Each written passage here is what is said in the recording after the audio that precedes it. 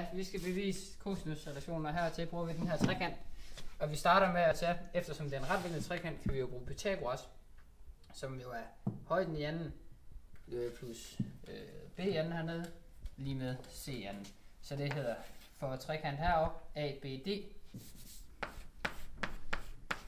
hedder det som sagt h i anden plus x i anden, lige med c i anden. Så har vi den trekant herovre, der hedder BDC. C. Og der har vi så h i anden igen, plus b minus x i anden, så vi så tager i parentes her, er lige med a i anden, som jo er hypotenusen herovre.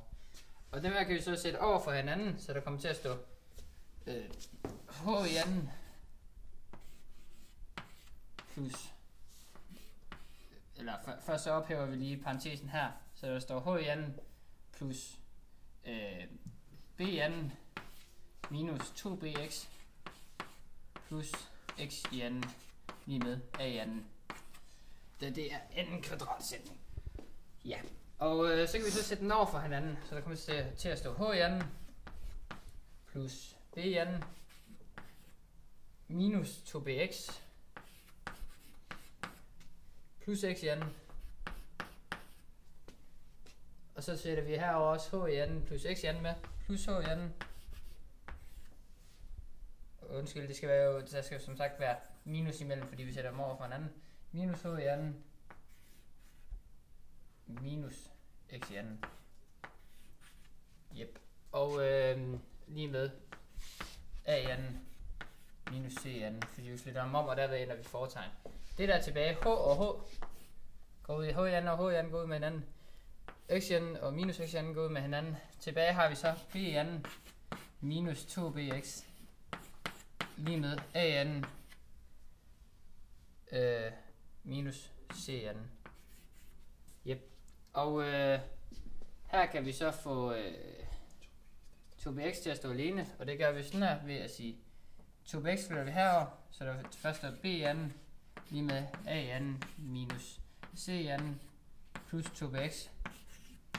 Så flytter vi så de her to herover og ændrer fortegn, så det kommer til at stå b i anden plus c i anden minus a i anden er lige med 2bx. Er det nu, du vil tage over til? Ja. Så fordi at trekant ABD, den er retvinklet, så gælder der at cosinus til vinklet A, det er lige med hosliggende katete, som er x, divideret med hypotenusen, som er c. Og her der kan vi så isolere x, så vi får x til at være lige med cos til vinklet A gange med c. Og så tager vi sætningen, som Mikkel havde gang i derovre, hvor vi så siger, hvor vi så sætter vores nye udtryk for x, det sætter vi ind på x's plads herover, og så får vi b i anden til at være lige med c, b i anden plus c i anden minus a i anden til at være lige med 2b gange cosinus til vinkel A gange C. Og når vi så har den her, så kan vi så vælge, om vi vil isolere A i anden, eller vi vil isolere cosinus til vinkel A. Og hvis vi tager for eksempel cosinus til vinkel A og isolerer den, så får vi cosinus til vinkel A til at være lige med, nu skal jeg lige se her, ja, til at være lige med B i anden plus C i anden minus A i anden. Ja, så dividerer vi det her med 2b c. Og så har vi så isoleret cosinus til A. Det er den ene måde at gøre det. Vi kan også isolere A i anden. Ja, vi tager lige den anden igen, på grund af at det gik lige lidt i hat. A i anden, det er lige med B i anden plus C i anden minus 2b gange C gange cosinus til A. Er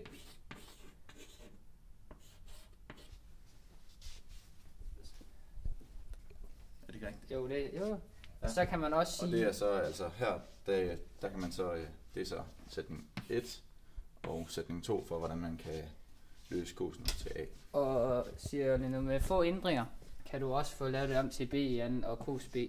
Der er bare lige nogle få ændringer i gennemgangen, du lige skal gøre noget ved. Men det ligger så tæt op af det her bevis også. Du siger bare til, når du er klar. Startet?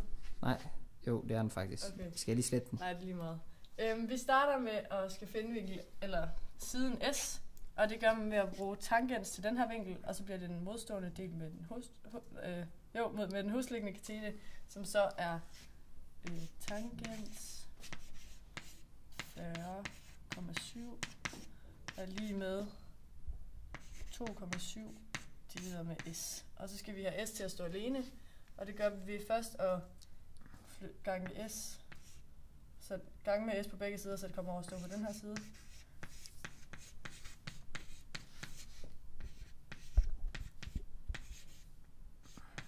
Og så bagefter, så dividerer vi med tangens på begge sider, så S kommer til at stå alene.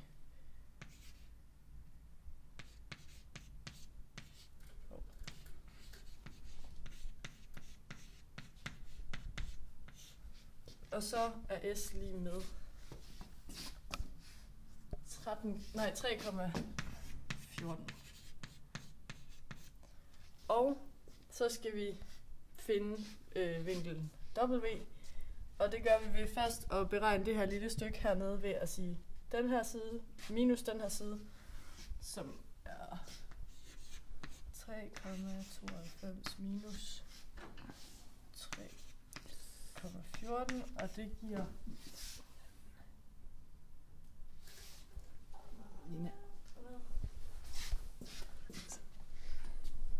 det var den forkerte side. Der. Det er 3,53. Hvad giver det, Troels? 39. Det giver 0,39. Og så har vi så skal vi tage og bruge tangens igen, hvor man tager tangens til den her vinkel, så siger vi tangens W er lige med den modstående del med den husliggende, og den modstående er 0,39 divideret med 2,5. Og så skal vi lige regne det ud, og det giver... så skal vi tage tangens i minus første. 0,39 divideret med 2,5. Og så er vinkel W lige med 81,13 grader. Okay. Ja, vi vil finde arealet på den her 8-kant, og så det gør vi så ved at først finde sådan en lille trekant her, og der har vi så siderne og grundlinjen, men så halverer vi den så, fordi det er en ligebindet trekant. Og så har vi så kan vi så sætte det ind i Pythagoras, fordi nu har vi har grundlinjen, og vi har siden, så derfor så kommer den til at hedde A i anden gange. Nej, det er gange eller plus? Plus. Det er plus. Og så B, det er så 1,5.